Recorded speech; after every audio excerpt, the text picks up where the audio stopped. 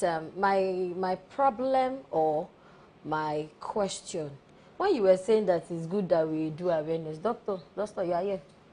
You do awareness. You are reporting wicked person to wicked person. It starts from that.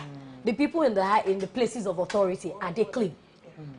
The men are not coming out because they are the ones. Women abuse children too. Male children have been abused. Yes. But the men are not even coming out. Who are these men that you want to report Baba Jesha to? Who are these people moving that they should release him because there was no assault? Because he was licking her body? Because he did not penetrate? Hello? They say you thief goat. You say you did not go to the market. What are you looking for there? Do you understand my point? If some people think that, yes, it's okay for us to think that somebody should be brought to book, somebody should be questioned for it, yes, but who wants to? Insecurity we're even facing, we have not questioned ourselves. We want to question for it. It's not today. I told you of a particular child that I invited to my house. She should be about 13 now. Her father had been molesting her since age 9 and will beat her to a pulp that she bedwets. That's what the general public needs. So, Damilola, listening to you, it's good for me to also use these stories to illustrate what we have on ground. But before I go into that, I think it's important for us to try and draw lessons from all of this. It is upon every one of us to make sure that we protect our minors. Yes. Because all the people, all the pedophiles that we are all pointing fingers at are people who are related to us. Are people who are working closely with us. Let's keep it real here. With everything that is happening, I also have a girlfriend in the past that we both attended the same school, and she couldn't understand how myself and my father have a very close relationship, a very loving relationship. Seeing me peck my father to eyes, like, really? And in her mind, she might be like, are you sure nothing is happening? It's affecting her mentally. Up until, I think 2 or 3 years ago, and she finally opened up to us to say that her father, her biological father, not her stepfather, now her biological father, defiled her when she was at the age of 8.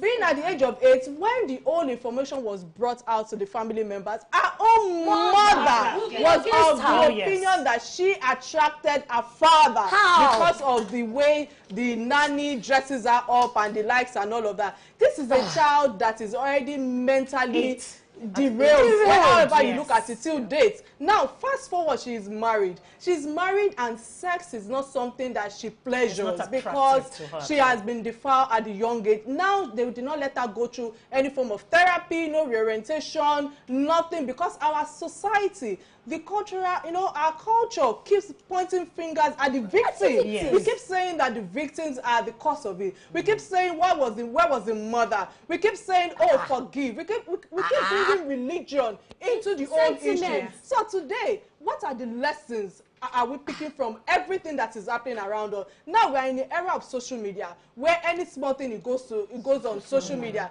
Social media now is like a court of law, where people just come here and give their opinion regardless of whatever, whether they've seen it or not.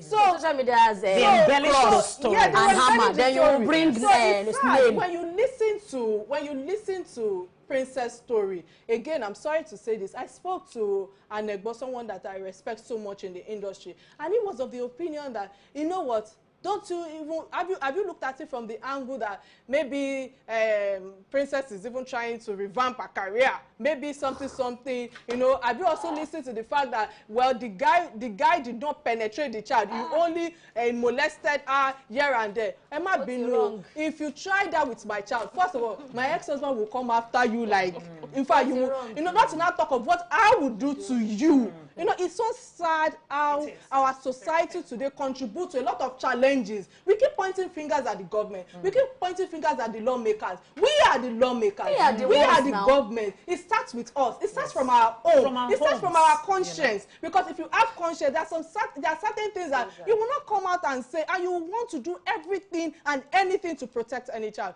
Let me allow you speak, Alaja.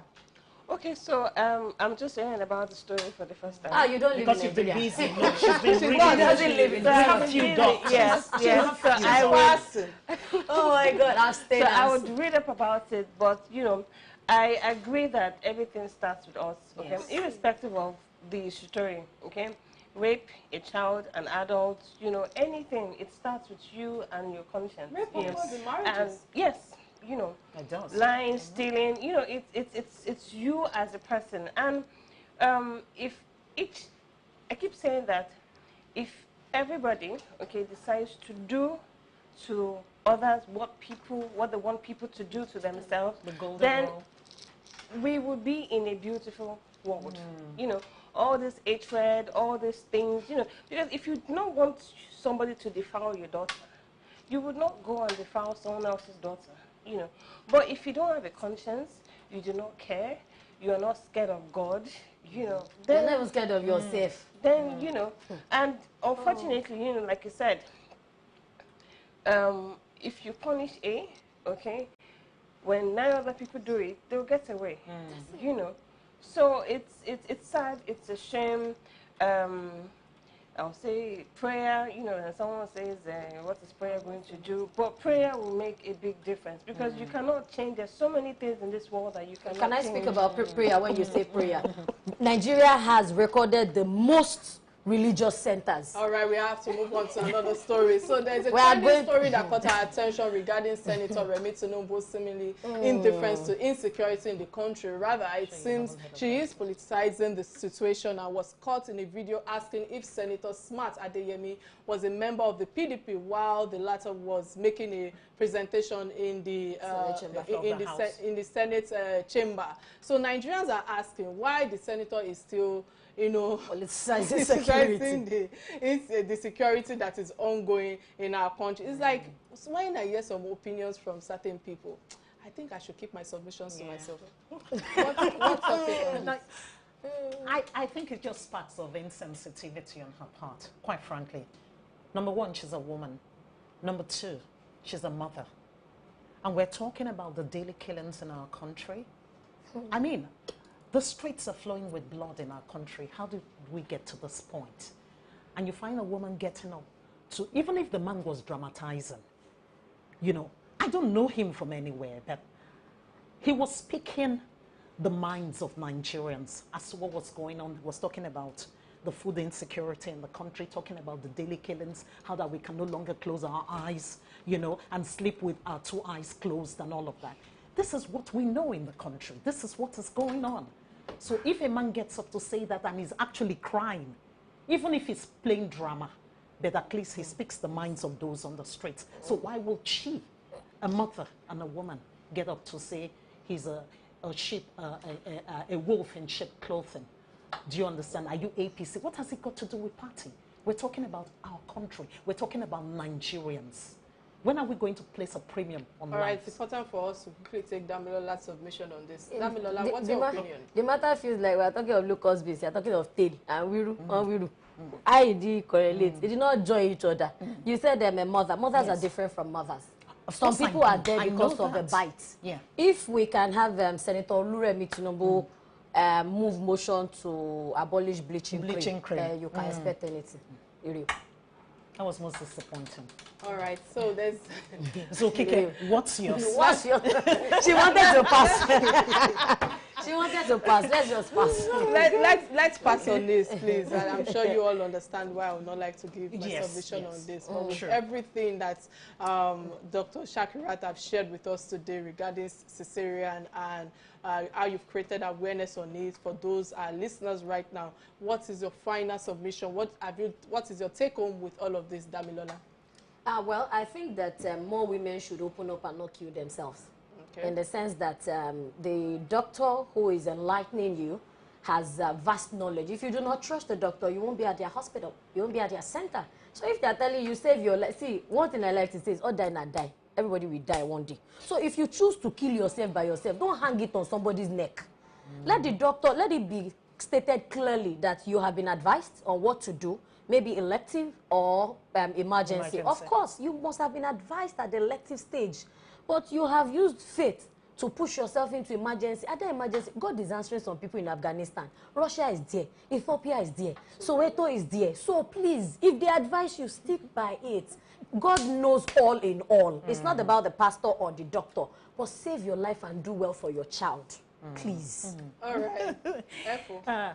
Doctor, I'd like to say thank you very much for coming on our program, for educating us. And I also want to implore you to also, when you get to your meetings, you know, speak to some of your colleagues. I'm not saying all of them because I don't have the stats. Some of them really have no business being doctors.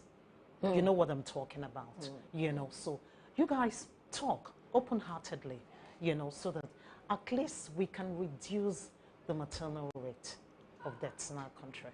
All Thank right, you. this is why I say Dr. Shakirat Smith Okono, did I pronounce Okono, talk extensively about the cesarean section and that women should not be stigmatized for giving birth through C-section. All we have is a healthy baby, a healthy mother, and in turn, a healthy society. So my co-hosts have been awesome on the topic at hand, and of course, our guests today have actually enlightened every one of us. My name remains Kike Lomatondao. Until we come your way next week, please keep being real. Bye. Keep being real. Bye-bye. Thank you.